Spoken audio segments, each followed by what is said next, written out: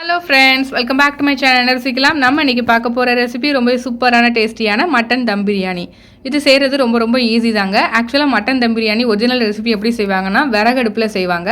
அது ரொம்ப டேஸ்டா இருக்கும். அதே சமயம் கேஸ்லயும் நம்ம டேஸ்டா செய்யலாம். எப்படி செய்யலாம்னு பார்க்கலாம். இது செய்ய தேவையான பொருட்கள் மட்டன் 1 கிலோ, கொஞ்சம் எலும்பு சதையும் கலந்த மாதிரி எடுத்துக்கோங்க. பாஸ்மதி அரிசி 2 கப், கிட்டத்தட்ட 3/4 கிலோ. 1 கிலோ மட்டனுக்கு 3/4 கிலோ அரிசி கரெக்டாக இருக்கும். அப்புறம் வந்து பிரியாணி இலை ஒரு 3, கிராம்பு ஒரு 4 அல்லது 5, பட்டை துண்டு ஒரு 2 எடுத்துக்கோங்க. அன்னாசி பூ ஒரு 2, ஏலக்காய் ஒரு 4, கல்பாசி கொஞ்சம். அப்புறம் பெரிய வெங்காயத்தை நல்ல ஸ்லைஸாக கட் பண்ணி இந்த மாதிரி 1 கப் எடுத்துக்கோங்க. தக்காளி 1 கப், அதுவும் குட்டியாக கட் பண்ணி எடுத்துக்கோங்க. பச்சை மிளகாய் 3 அல்லது 4,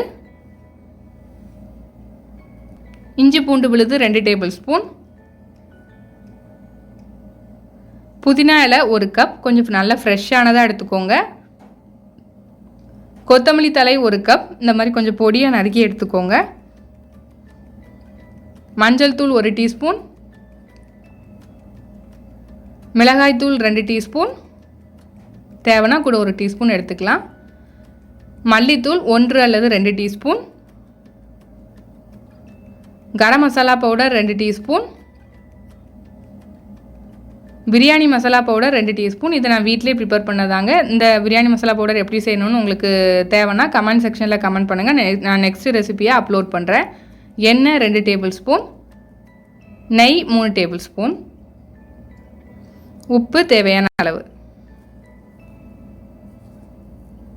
இப்போ முதல்ல பிரியாணி செய்யும்போது எந்த ஒரு வெரைட்டி ரைஸ் நீங்கள் செய்யும் போதும் ரைஸை வந்து கொஞ்சம் ஊற வச்சு செஞ்சீங்கன்னா உங்களுக்கு நல்ல பொலன்னு நல்ல உதிரியாக வரும். இப்போ நான் நல்லா அரிசியை கழுவி எடுத்திருக்கேன். இந்த கப்புக்கு 2 கப் அரிசி எடுத்திருக்கேன். இப்போ தண்ணி ஊற்றி இது ஒரு 30 நிமிஷம் ஊற வச்சுக்கலாம். அல்லது நீங்கள் பிரியாணி செய்ய ஸ்டார்ட் பண்ணும்போது ஊற வச்சிங்கனாலும் கரெக்டாக இருக்கும்.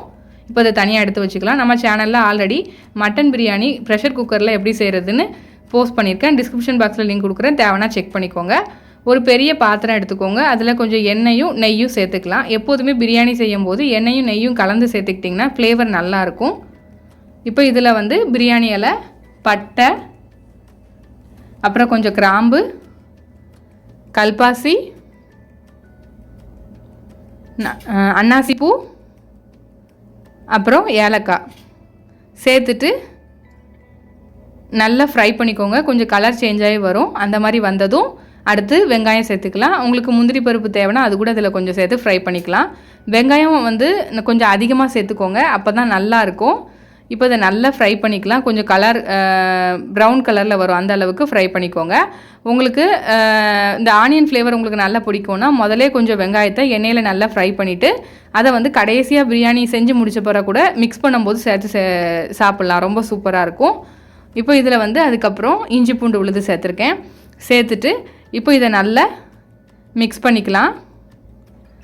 இஞ்சி பூண்டோட ராஸ்மல் வந்து நல்லா போகிற வரைக்கும் நல்லா வதக்கிக்கோங்க. இப்போ நல்லா வதங்கினதுக்கப்புறம் இதில் வந்து பச்சை மிளகாவும் தக்காளியும் சேர்த்துக்கலாம். பச்சை மிளகா வந்து நான் 2 கீரி சேர்த்துருக்கேன், அந்த மாதிரி சேர்த்துக்கோங்க. நான் வந்து 4 பச்சை மிளகா சேர்த்துருக்கேன். இப்போ வந்து தக்காளி சேர்த்தாச்சு. சேர்த்துட்டு இப்போ இதை நல்லா மிக்ஸ் பண்ணிக்கணும். நம்ம தக்காளி வந்து கொஞ்சம் நல்லா மசிஞ்சு வரணும், அந்த அளவுக்கு நல்லா வதக்கிக்கோங்க. ஃப்ளேமை வந்து கடைசி வரைக்கும் மீடியம் ஃப்ளேம்லேயே வச்சு பண்ணுங்கள். அப்படின்னா தான் உங்களுக்கு வந்து அந்த கரெக்டான ஹீட் வந்து பாத்திரத்தில் வந்துகிட்டே இருக்கும். இப்போ தக்காளி நல்லா மசிஞ்சு வந்துருச்சு. இப்போ இதில் வந்து கொஞ்சம் புதினா இலை சேர்த்துக்கலாம். சேர்த்துட்டு நல்லா மிக்ஸ் பண்ணிக்கலாம். இப்போ நம்ம ரொம்ப சூப்பராக இருக்குங்க அந்த ரெசிபி, கண்டிப்பாக ட்ரை பண்ணுங்கள். இப்போது இதில் கொத்தமல்லி இலை சேர்த்துக்கலாம். உங்கள் குழந்தைங்க வந்து புதினா கொத்தமல்லி இலைலாம் இருந்துச்சு அப்படின்னா அதை எடுத்து வைப்பாங்க அப்படின்னா இது ரெண்டையும் நல்லா மிக்சியில் கொஞ்சம் தண்ணி சேர்த்து அரைச்சி கூட நீங்கள் விழுதாக கூட சேர்த்துக்கலாம். அதுவும் சூப்பராக தான் இருக்கும். இப்போ இதில் வந்து மஞ்சள் பொடி, அப்புறம் மிளகாத்தூள் சேர்த்துக்கலாம். நான் மிளகாத்தூள் வந்து 2 டீஸ்பூன் சேர்த்துருக்கேன். உங்களுக்கு தேவைன்னா இன்னொரு டீஸ்பூன் சேர்த்துக்கோங்க. அப்புறம் மல்லித்தூள் 1 டீஸ்பூன் சேர்த்துருக்கேன். 1 அல்லது 2 டீஸ்பூன் சேர்த்துக்கலாம். அப்புறம் வந்து பிரியாணி மசாலா பவுடர் சேர்த்துருக்கேன். நான் சொன்ன மாதிரி இது வீட்டிலே ப்ரிப்பேர் பண்ணதான். உங்களுக்கு தேவைன்னா நீங்கள் கமெண்ட் செக்ஷனில் கமெண்ட் பண்ணுங்கள். நான் நெக்ஸ்ட்டு ரெசிபியை அப்லோட் பண்ணுறேன். இப்போ இதை நல்லா மிக்ஸ் பண்ணிக்கலாம். நல்லா அந்த ராஸ்மல் போகிற வரைக்கும் நல்லா மிக்ஸ் பண்ணிக்கணும். இப்போ மசாலாவோட ராஸ்மெல்லாம் போய் நல்ல அந்த தக்காளி வெங்காயத்தோடு சேர்ந்து வந்துருச்சு. இப்போ வந்து நம்ம இதில் மட்டன் சேர்த்துக்கலாம். எப்போதுமே நீங்கள் மட்டன் அல்லது சிக்கன் பிரியாணி செய்யும் போது அரிசி வந்து ஒரே அளவு எடுத்துக்கோங்க, அல்லது மட்டன் அல்லது சிக்கன் கொஞ்சம் அதிகமாக எடுத்துக்கோங்க, அப்போனா கரெக்டாக இருக்கும். இப்போ இதை நல்லா மிக்ஸ் பண்ணிக்கோங்க. அந்த மசாலா எல்லாம் மட்டனோட நல்லா கோட்டாகி வரணும். இப்போ இதுக்கப்புறம் தண்ணி சேர்த்துக்கலாம். தண்ணி பார்த்திங்கன்னா 1 கப் அரிசிக்கு வந்து 1.5 கிளாஸ் தண்ணி. அப்போ நம்ம 2 கிளாஸ் அரிசி சேர்த்துருக்கோம், 3 கிளாஸ் தண்ணி சேர்க்கணும். நான் இப்போ வந்து முதல்ல 2.5 கப் தண்ணி தான் சேர்த்துருக்கேன். மட்டன்கிறனால கூட ஒரு 1/2 கப் சேர்த்துக்கலாம். சிக்கன்னா கரெக்டாக இருக்கும். 1 கிளாஸ் அரிசிக்கு 1.5 கிளாஸ் தண்ணி கரெக்டாக இருக்கும். இப்போ வந்து நான் 2.5 கிளாஸ் தண்ணி சேர்த்துருக்கேன். இப்போ இதை நல்லா மிக்ஸ் பண்ணிக்கோங்க. அப்புறம் கொஞ்சம் உப்பு சேர்த்துட்டு, கல் உப்பு தான் நான் சேர்த்துருக்கேன், சேர்த்துட்டு நல்லா மிக்ஸ் பண்ணிக்கோங்க. இப்போ மூடி போட்டு ஒரு 30 நிமிஷம் மீடியம் ஃப்ளேமில் வச்சு குக் பண்ணுங்கள். மட்டன் நல்லா வெந்து வந்துடும். நீங்கள் ப்ரெஷர் குக்கரில் செய்கிறதா இருந்தால் இதை மட்டனை வந்து ஒரு 3 அல்லது 4 விசில் வச்சு எடுத்துகிட்டு அதுக்கப்புறம் கூட தம் போடலாம். நான் இன்றைக்கி அடுப்பிலே தான் வேக வைக்கிறேன். இதில் நம்ம ரைஸ் ஊற வச்சு எடுத்து வச்சுருக்கோம்ல, அந்த ரைஸை சேர்த்துக்கலாம். சேர்த்துட்டு ரைஸ் சேர்த்த பிறகு எப்போதுமே கொஞ்சம் ஸ்லோவாக மிக்ஸ் பண்ணுங்கள். அப்போ தான் அந்த ரைஸ் வந்து உடையாமல் நல்லா வரும். இப்போ அதை நல்லா ஸ்லோவாக மிக்ஸ் பண்ணிக்கலாம். இப்போ நல்லா மிக்ஸ் பண்ணியாச்சு.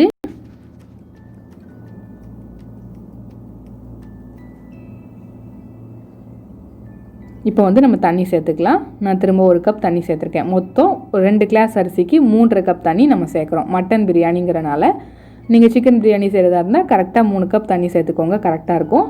அப்புறம் வந்து கரம் மசாலா பவுடர் சேர்த்துக்கலாம். கரம் மசாலா பவுடர் எப்போதுமே இந்த மாதிரி கொஞ்சம் கடைசியாக சேர்த்துக்கோங்க, எந்த ரெசிபி செய்கிறதா இருந்தாலும். அப்போ தான் உங்களுக்கு அந்த கசப்பு தன்மை வராமல் இருக்கும். இப்போ அதுக்கப்புறம் உப்பு சேர்த்துக்கலாம். நான் உப்பு வந்து கல்லுப்பு முதல்ல மட்டன் வேக வைக்கும் போது சேர்த்துருக்கேன், அதனால் இப்போ 1 டீஸ்பூன் மட்டும் உப்பு சேர்த்துக்கிறேன். உப்பு டேஸ்ட் பண்ணி பார்த்துட்டு தேவைன்னா சேர்த்துக்கோங்க. இப்போ இதை நல்லா மிக்ஸ் பண்ணிக்கோங்க. ஸ்லோவாகவே மிக்ஸ் பண்ணுங்கள். இப்போ இதை க்ளோஸ் பண்ணி நம்ம தம் வச்சிடலாம். இந்த மூடி வச்சு க்ளோஸ் பண்ணிவிட்டு இதுக்கு மேலே நம்ம வந்து நல்ல கொஞ்சம் வெயிட்டான ஒரு கல் எடுத்து வைக்கலாம். அப்படி இல்லைன்னா இந்த மாதிரி தண்ணி நிரப்பி ஒரு பெரிய பாத்திரத்தை அது மேலே தூக்கி வச்சுக்கலாம். வச்சுட்டு ஒரு 10 நிமிஷம் ரொம்ப ரொம்ப லோ ஃப்ளேமில் வச்சு தம் பண்ணணும். உங்களுக்கு லோ ஃப்ளேமில் வச்சுட்டு நீங்கள் இதுக்கு மேலே தோசைக்கல் வச்சு கூட நீங்கள் வச்சுக்கலாம். நான் இன்றைக்கி லோ ஃப்ளேமில் வச்சு ஒரு 10 நிமிஷம் கழித்து இப்போ எடுக்கிறேன். பாருங்கள், சூப்பரான மட்டன் தம் பிரியாணி ரெடி ஆகிடுச்சு. ஆனால் இன்னும் ஒரே ஒரு சீக்ரெட் ஸ்டெப் வந்து பாக்கி இருக்குது. அது என்னன்னு பார்த்துடலாம். இப்போ இது உள்ள ஒரு சின்ன பிளேட் இல்லைன்னா இந்த மாதிரி ஒரு சின்ன கிண்ணம் எடுத்துக்கோங்க. வச்சுட்டு இப்போ வந்து உங்கள் வீட்டிலலாம் கறி கிடச்சிதுன்னா அது வாங்கிக்கோங்க கடையில். அதை வந்து நல்ல கங்கு மாதிரி ரெடி பண்ணிவிட்டு அதை வந்து இந்த பிளேட்டுக்குள்ளே வச்சுருங்க. நான் வந்து ஒரு 3 துண்டு கறி எடுத்திருக்கேன். இது வந்து விறகு இருக்குல்ல, அது வந்து எரிஞ்சதுலேருந்து எடுத்தது தான். இப்போ இதை வந்து நல்ல இந்த மாதிரி நல்ல தீ இருக்கிற மாதிரி கங்கு இருக்கிற மாதிரி இருக்கணும். இதுக்கு மேலே 1 டீஸ்பூன் ஆயில் சேர்த்துக்கோங்க. சேர்த்துட்டு உடனே க்ளோஸ் பண்ணிடுங்க. அந்த புகையெல்லாம் அப்படி உள்ளவே இருக்கணும். இந்த மாதிரி க்ளோஸ் பண்ணிவிட்டு இதுக்கு மேலே மறுபடியும் நம்ம தம் பண்ணோம்ல, அந்த மாதிரி வெயிட்டான பொருளை தூக்கி இதில் ஒரு 5லேருந்து 8 நிமிஷம் வச்சுருங்க. ஆனால் நம்ம அடுப்பை வந்து ஆன் பண்ண வேண்டாம், ஆஃப்லேயே வச்சுக்கலாம். இப்போ வந்து ஒரு 8 நிமிஷம் ஆயிடுச்சு. பாருங்கள், சூப்பரான மட்டன் தம் பிரியாணி ரெடி ஆகிடுச்சு. நம்ம இந்த கறி துண்டு இந்த மாதிரி வைக்கிறனால உங்களுக்கு அந்த ஸ்மோக்கி ஃப்ளேவர் வந்து இந்த பிரியாணியோட நல்லா மிக்ஸ் ஆகி வந்திருக்கும். ரொம்ப சூப்பராக இருக்கும், ரொம்ப டேஸ்ட்டாக இருக்கும். கண்டிப்பாக ட்ரை பண்ணி பாருங்கள். இந்த மாதிரி பாருங்கள் எவ்வளோ உதிரியாக சூப்பராக வந்திருக்குன்னு. நம்ம தண்ணி லெவல் கரெக்டாக வச்சாதான் இந்த மாதிரி வரும். மட்டன்னா 3.5 கிளாஸ் தண்ணி சேர்த்துக்கோங்க. 2 கிளாஸ் அரிசிக்கு 3.5 கிளாஸ் தண்ணி சேர்த்துக்கோங்க, கரெக்டாக இருக்கும். சிக்கன்னா கரெக்டாக 3 கிளாஸ் சேர்த்துக்கோங்க. இப்போ இதை நல்லா பிளேட் பண்ணிடலாம். பாருங்கள் எவ்வளோ சூப்பராக உதிரியாக நல்லா வந்திருக்குன்னு. மட்டனும் நல்லா வெந்து வந்துருச்சு. இப்போ இதுக்கு மேலே கொஞ்சம் நெய் ஊற்றி சர்வ் பண்ணிங்கன்னா ரொம்ப சூப்பராக இருக்கும்.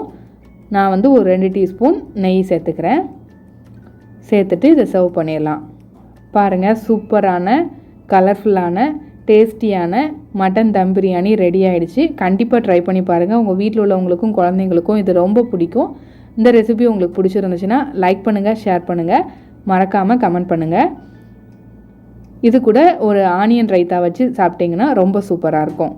பாருங்கள் எவ்வளோ சூப்பராக இருக்குன்னு, உதிரியாக.